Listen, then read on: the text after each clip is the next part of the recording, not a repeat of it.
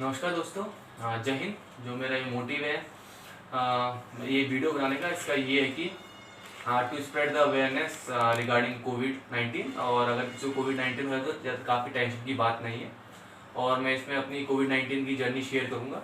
तो मेरी whole story start होती है मेरी एसएसबी से। तो मेरी एसएसबी शेड्यूल्ड होती है बेंगलोर बोर्ड में 27 अगस्त के। तो और उस टाइम ये गाइडलाइन थी, अभी भी गाइडलाइन है कि एसएसबी रिपोर्ट करने से पहले हमें कोविड टेस्ट कराना है अपने घर में, और उसकी अगर नेगेटिव आता है तभी हमें सेंटर में रिपोर्ट करना है। तो 25 तारीख को मैं आहूजा लैब गया, क्योंकि देहरादून में नियरेस्ट हुई थी आहूजा प्राइवेट लैब थी। तो मैं लैब गया और मैंने अपना सैंपल लिया। सैंपल दो जगह से ले रहे थे, एक नाक से ले रहे थे और एक गले से ले रहे थे। तो गले वाला तो नॉर्मल था, पर जब नाक से लिया, नाक में स्वैब डाला तो काफ़ी अजीब सा फील हुआ। जब नाक में डाला तो सैंपल मैंने दे दिया था अराउंड 1 बजे तक। और फिर उसके बाद जैसे मेरा वो 25 तारीख का दिन था, तो 26 तारीख को मेरी फ्लाइट थी, क्योंकि 27 को मुझे रिपोर्ट करना था। तो 25 तारीख को मैंने 1 बजे तक सैंपल दे दिया था। उसके बाद फिर मैं घर आया, मैंने यूजुअली अपना रूटीन फॉलो किया, और जो भी पैकिंग बुकिंग करनी थी सब कुछ कपड़े ऊपर प्रेस करके मैंने सब कुछ पैक कर दिया था अपने बैग में।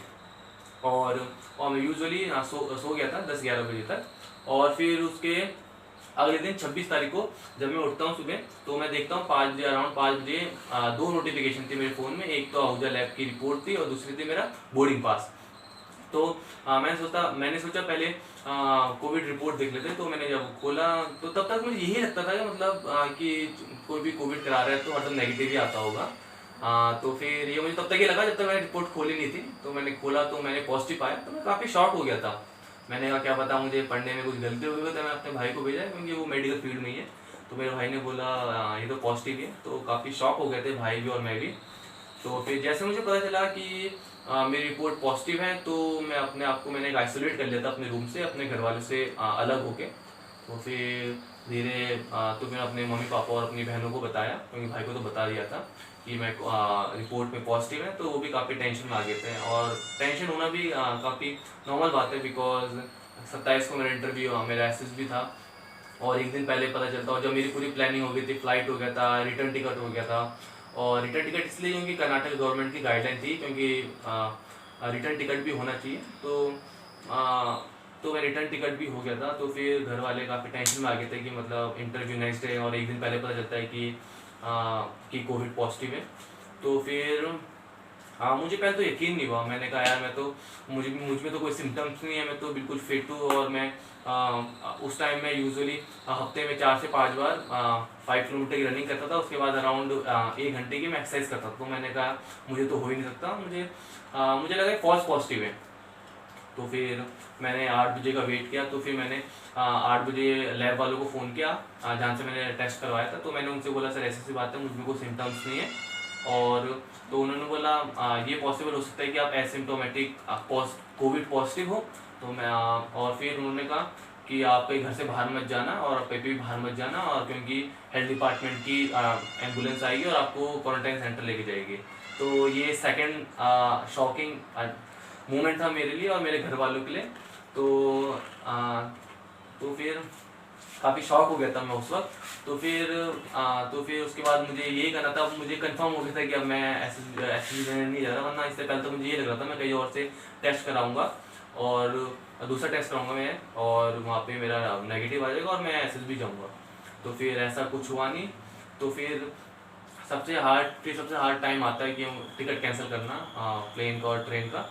और तो फिर वो मैं कैंसिल करता हूँ, और फिर अराउंड 11-12 बजे से मैं देखता हूँ हर एक 15 मिनट में मेरे फ़ोन में फ़ोन आ रहे हैं कि आप कोविड पॉजिटिव हैं। और वो उनके फ़ोन आते हैं हेल्थ डिपार्टमेंट के, सीएमओ ऑफिस से, और एम्बुलेंस के, और लोकल पुलिस के। तो कि और फिर यही कहते हैं सीएमओ ऑफिस वालों ने तो कहा आपके लोकेशन का है, हम आपके घर में एम्बुलेंस भेजते हैं, आपको क्वारंटाइन सेंटर ले जाएंगे। और ये क्वारंटाइन सेंटर ये रायपुर में थे, और एक आध जगह उन्होंने और बताए थे। तो फिर उससे पहले हमें पता था कि क्वारंटाइन सेंटर की हालत क्या है। और और ये भी था कि तो फिर मेरे पापा ने सजेस्ट किया मुझे it is better to go to the MH military hospital than to the ऐसे जो गवर्नमेंट के द्वारा चलाए जा रहे हैं। तो because we can expect the good quality and facility in the MH as compared to the those facilities that are running by the state government. तो फिर मैंने फिर अराउंड 1-2 बज गया था, तो फिर मैंने इंटरनेट पे से नंबर निकाला। तो मुझे नंबर मिलता है वहाँ के जो टाइप ऑफ हेड होते हैं उधर ECHS के कर्नल AS रावत सर का। तो मैं ये भी कहना चाहूँगा काफ़ी हेल्पफुल पर्सन है सर। इन्होंने मुझे इस जर्नी की स्टार्टिंग से लेके एंड तक उन्होंने मेरी काफ़ी हेल्प की। इस समय कैसे हेल्प की उन्होंने, तो मैंने बोला सर SSC कंडीशन है, तो मैं पॉजिटिव आ गया, मेरे SSB थी कल, और स्टेट डिपार्टमेंट वालों को और CM ऑफिस से फ़ोन आ रहा है फॉर क्वारंटाइन। तो उन्होंने बोला डोंट वरी, आप बेहतर है कि आप इधर MH में आ जाओ, यहाँ पे सही facility as compare to there. तो फिर तो फिर एम्बुलेंस आई, तो फिर मैं एम्बुलेंस में उससे पहले क्या हुआ, उससे पहले मुझे तो फिर मेरा बैग पड़ा हुआ था जो मैंने एक दिन पहले पूरा पैक कर चुका था, प्रेस प्रूस करके पूरे कपड़े कुपड़े, मेरे पूरे इंटरव्यू के, मेरे स्पोर्ट्स के ड्रेस में सब कुछ पैक कर दिया था अपने SSB के लिए। तो फिर तो काफ़ी दुख लगा मुझे कि जहाँ पे मुझे उधर बेंगलोर जाना था SSB के लिए, मुझे instead of going to Bangalore I am going to quarantine centre MH जा रहा था मैं। तो फिर मैंने अपना सामान सुमन पैक किया पूरा, तो कपड़े कुपड़े रखे मैंने थोड़े, और एक आध किताबें रख ली मैंने, एक SSB की बुक रख ली थी, एक अपनी साइकोलॉजी की बुक रख ली, और एक आध कॉपी रख ली फॉर प्रैक्टिस के लिए। तो मैंने कहा खाली टाइम कुछ तो करना है उधर। तो फिर एम्बुलेंस अराउंड 5-6 बजे तक आई थी, तो मैं एम्बुलेंस में गया, तो वो MH में पहुँचता हूँ मैं लगभग 6 बजे तक। और फिर हमें तो वहाँ पे मैंने देखा कि 3 आर्मी वाले थे, तो वो भी उनका भी रिपोर्ट पॉजिटिव आई थी सेम डे, और वो भी एंट्रेंस में वेट कर रहे थे। तो फिर हमको ICU वार्ड में ले जाया जाता है, क्योंकि यहाँ पे 2 वार्ड थे, एक तो सस्पेक्टेड वार्ड था, एक था जिनका पॉजिटिव आ गया उनको ICU है HDU इंटेंसिव केयर यूनिट और हाई डिपेंडेंसी यूनिट में ले जाया गया। तो हमें उधर ले जाया गया, और हमारे पीछे एक डिसइंफेक्ट करने वाले सर थे, तो उन्होंने जहाँ पे हम चल रहे थे हमें डिसइंफेक्ट करते जाते हैं हमारे फुट स्टेप्स को भी। तो वहाँ पे इतनी प्रोटेक्शन थी, और वो पूरी PPE किट में थे। तो हमें ICU में ले जाया गया, ICU वार्ड में। तो वहाँ पे 4 बेड थे, वो 3 थे, मैं एक था, तो हमें उस वाले ब्लॉक में रखा गया, उस वाले रूम में। तो उसमें फिर हमारा एक एन आता है नर्सिंग असिस्टेंट, वो हमारे नंबर लेता है, हमारे WhatsApp नंबर। तो हमें वो ऑनलाइन ही फॉर्म भेजते हैं और डिटेल देते हैं, लाइक फादर की यूनिट क्या थी, बाकी डिटेल जो आर्मी टेक्निकल थिंग्स है। तो फॉर पर्पस ऑफ रजिस्ट्रेशन तो हमें WhatsApp भेजता है, हम उनके WhatsApp में रिप्लाई करते हैं, और हमारा लगभग के, और फिर तो और उस दिन का डिनर भी हो चुका था 6-6:30 बजे, जब तक हम पहुँचे डिनर चल ही रहा था, तो हमारे यहाँ तक तो हो गया था। तो फिर जो वहाँ पे नर्सिंग असिस्टेंट थे, तो हमने बोला डिनर के लिए, क्योंकि हमने किया नहीं था। तो फिर लगभग 9 बजे हम डिनर करते हैं उस दिन, और फिर हम सो जाते हैं, और फिर वो 10-11-12 बजे तक फ़ोन आते रहे नीचे ऑफिस है उनका फॉर रजिस्ट्रेशन के लिए, एडमिशन के लिए हॉस्पिटल में। तो वो डिटेल पूछते रहे हर बार। तो हम पहले दिन तो हमारा ऐसा गया। तो हम फिर अगले दिन जब हम सुबह उठता हूँ, मैं फिर वॉशरूम के लिए जाता हूँ, तो वॉशरूम में जाके मुझे लगा ये कहाँ आ गया मैं, बिकॉज जो मेरा परसेप्शन था कि मतलब बाथरूम काफ़ी क्लीन होगा, तो वैसा कुछ था नहीं। तो वहाँ पे पता नहीं कैसा था, वहाँ पे एक तो पूरी इंग्लिश वाली सीट थी, एक हिंदी वाली एक भी नहीं थी टॉयलेट के लिए, और वहाँ पे एक जो बाथरूम थे उनमें पानी इकट्ठा होता था। तो मैंने कहा काफ़ी एक्सेप्ट नहीं हुआ मेरे से कि मतलब इतने बेकार टॉयलेट यूज़ करना पड़ेगा। तो फिर उस वक्त मैं वापस आ गया, मैंने कहा ऐसे तो यूज़ नहीं करना मुझे।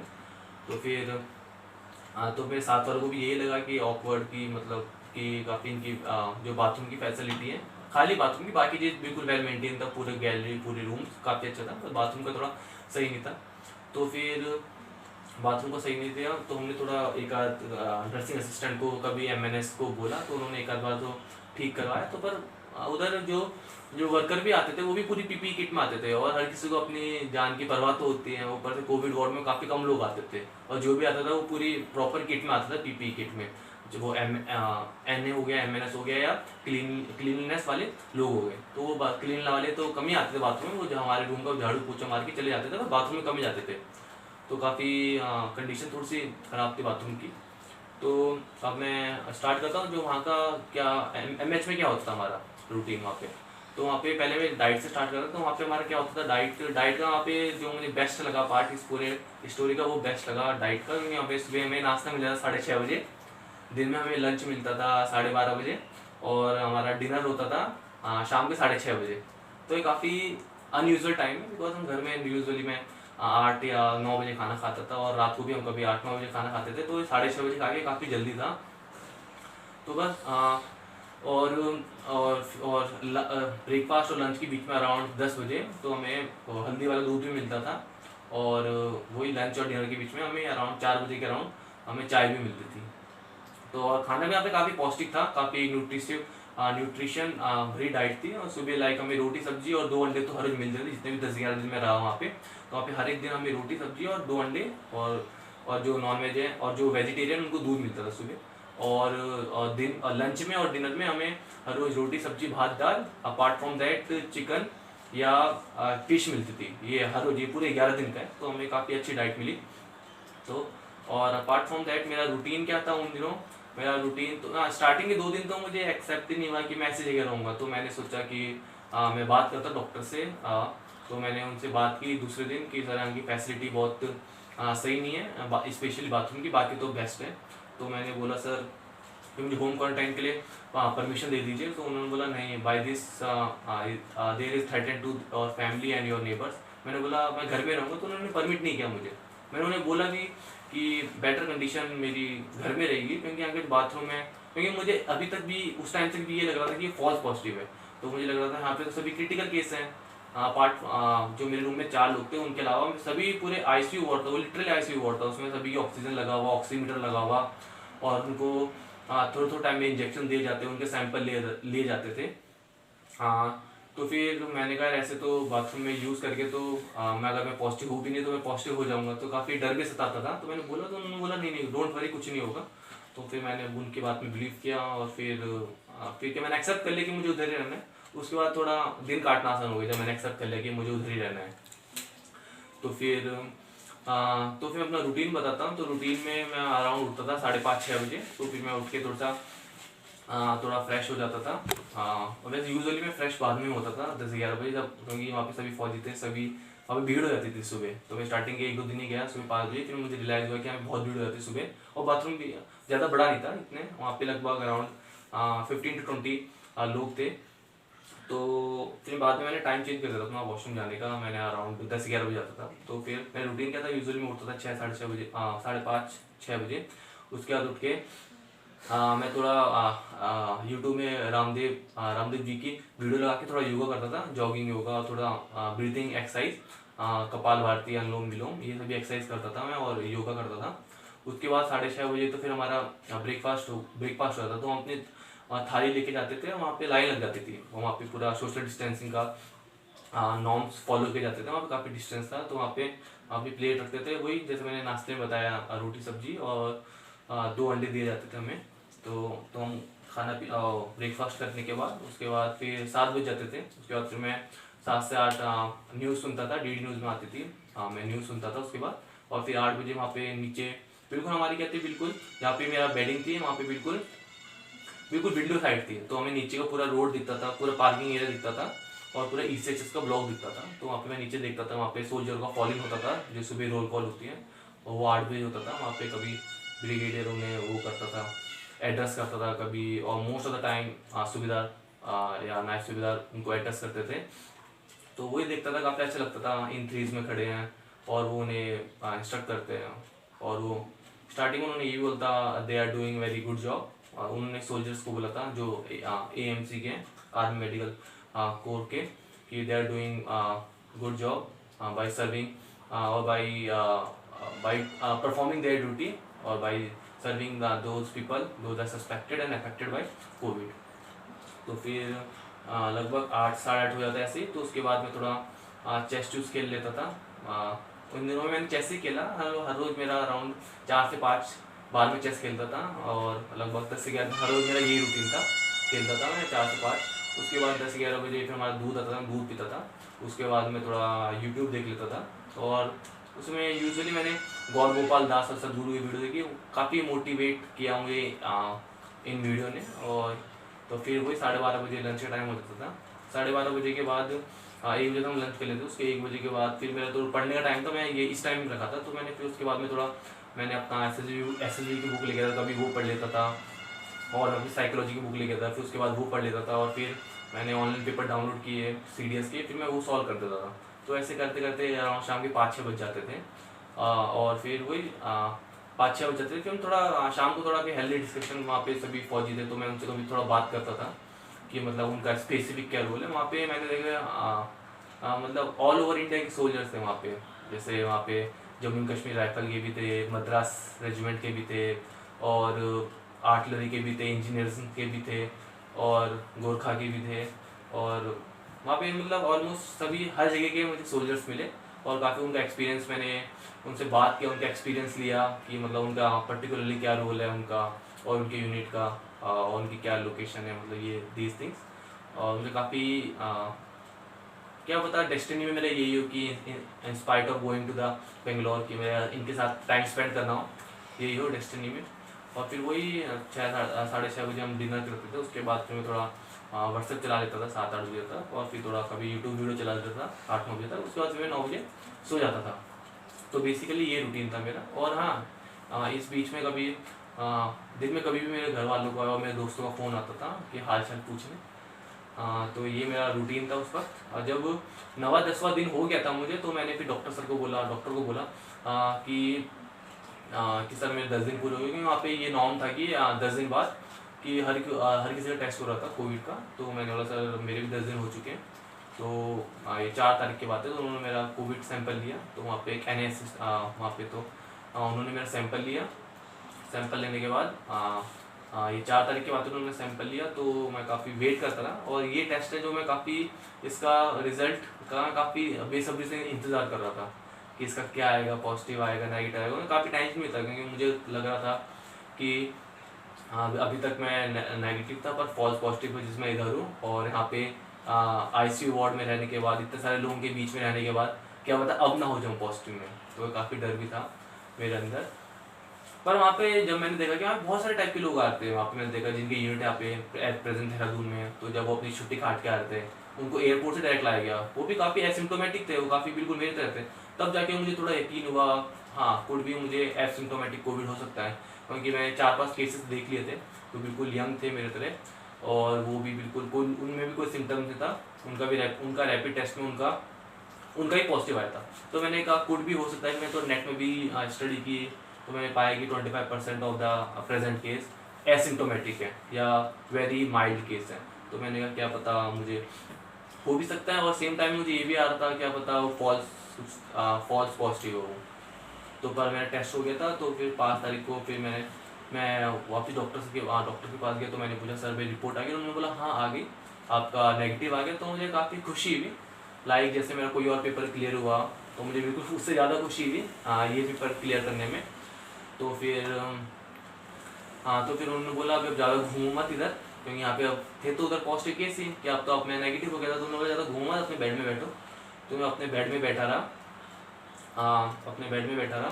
तो फिर अराउंड 2-3 बजे उन्होंने, नर्सिंग असिस्टेंट आता है, तो वो बोलता है कि अपना सामान बांध लीजिए, आपका आप जा रहे हो। तो फिर ICU वार्ड से एक मैं अकेला होता हूँ, जा रहा होता हूँ, और बाकी जो सस्पेक्टेड वार्ड से होते हैं उसमें से 10-11 लोग होते हैं, तो वो भी जा रहे होते हैं।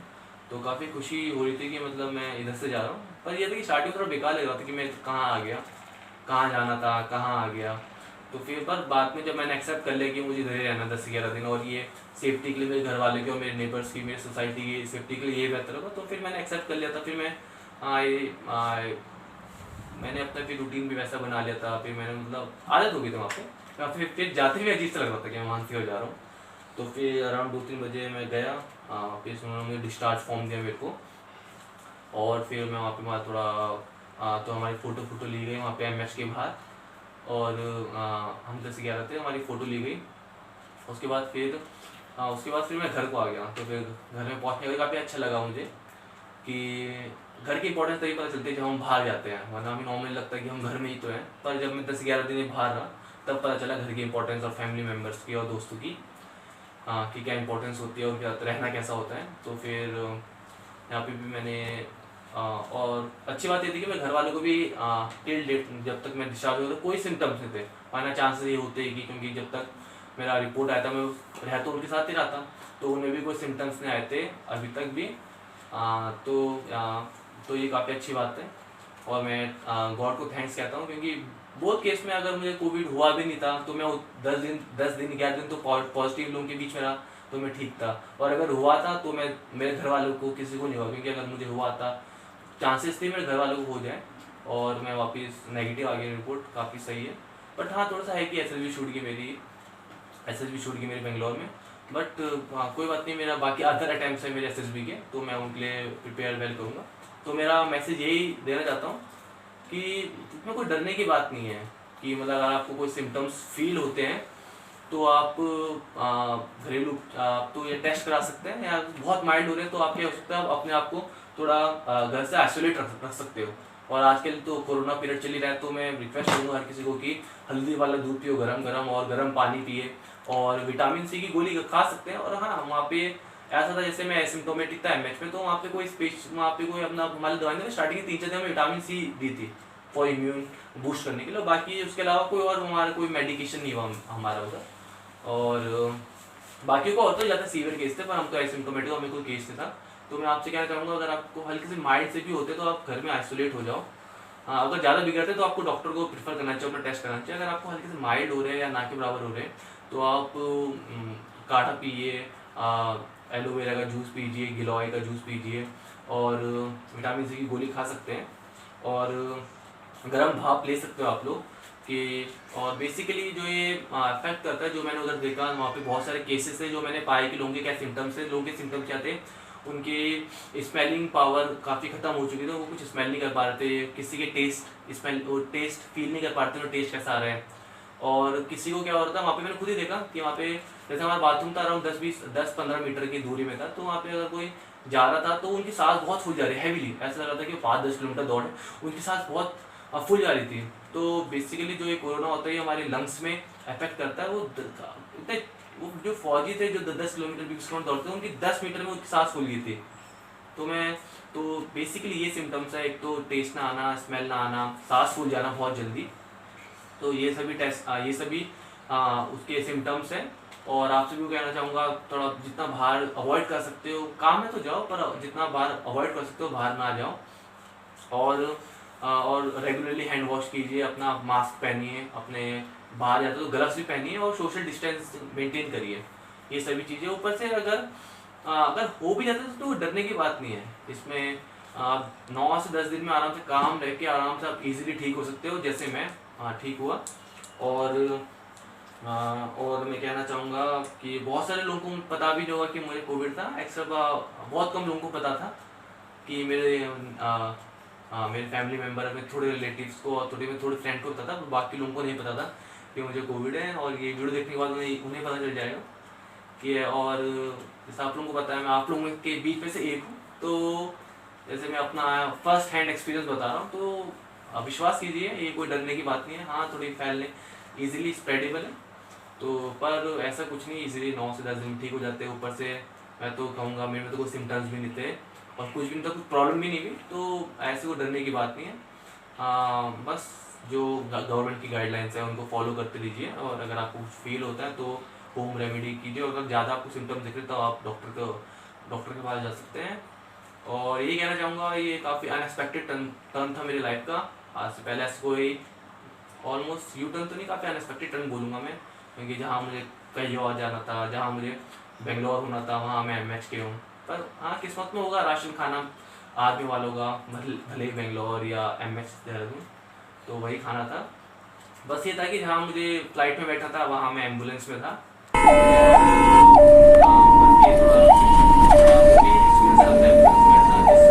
चिल्ला रहा था, मुझे लग रहा था एमएस पहुँचाने से कोविड से मरूँ ना मरूँ, एक्सीडेंट से ना मर जाऊँ, कि ये तो काफ़ी तेज चला रहा था। और बाकी तो मेरा कोविड एक्सपीरियंस यही है। और नमस्कार।